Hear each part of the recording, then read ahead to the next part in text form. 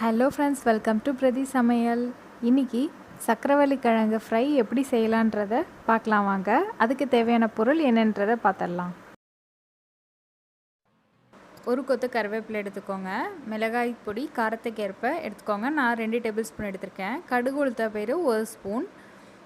உப்பு தேவையான அளவுக்கு எடுத்துக்கோங்க. ஒரு சக்கரவள்ளி கிழங்கு வேக வச்சு எடுத்திருக்கேன்.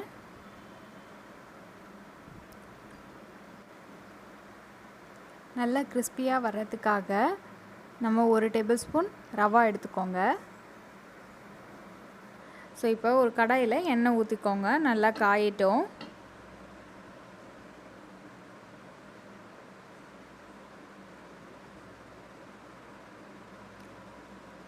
கடுகு உளுத்த பயிறு சேர்த்துக்கோங்க. இது நல்லா பொரிஞ்சு வரட்டும்.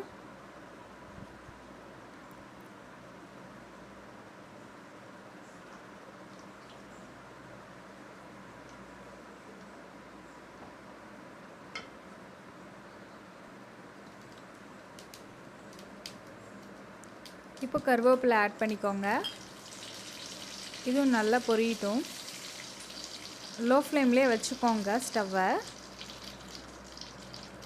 இப்போ உப்பு, மிளகாய்த்தூள் எல்லாத்தையும் சேர்த்து மிக்ஸ் பண்ணிக்கோங்க. இப்போ லைட்டாக மிக்ஸ் பண்ணால் போதும்.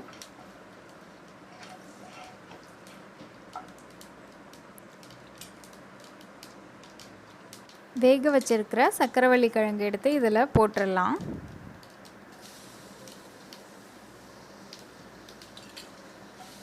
இதையுமே நல்லா மிக்ஸ் பண்ணி விடுங்க.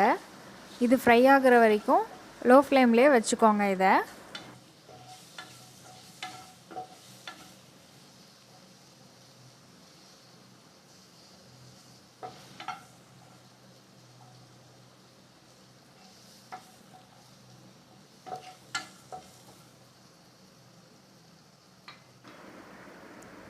இப்போ நம்ம ரவாவை சேர்த்துடலாம். மேலே தூவி விடுங்க.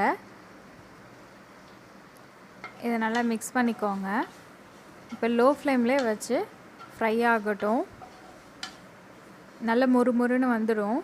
ஸோ அதுக்காக தான் நம்ம ரவா ஆட் பண்ணுறோம். ஒரு 5 நிமிஷம் அப்படியே விட்டுருங்க. கிறிஸ்பியாக வந்துடும். அவ்வளோதான், சூப்பராக ரெடி ஆகிடுச்சு. ட்ரை பண்ணி பார்த்துட்டு சொல்லுங்கள் கமெண்ட்டில் எப்படி வந்திருக்குன்னு. இந்த வீடியோ உங்களுக்கு பிடிச்சதுன்னா லைக் பண்ணுங்கள், ஷேர் பண்ணுங்கள். பிரதி சமையலுக்கு சப்ஸ்கிரைப் பண்ணுங்கள். கூட இருக்கிற பெல் பட்டனை மறக்காமல் கிளிக் பண்ணிக்கோங்க. அப்போ தான் நான் அப்லோட் பண்ணுற வீடியோஸ் உங்களுக்கு வரும். நெக்ஸ்ட் ஒரு இன்ட்ரெஸ்டிங்கான ரெசிபியோடு நான் உங்களை மீட் பண்ணுறேன். பாய்.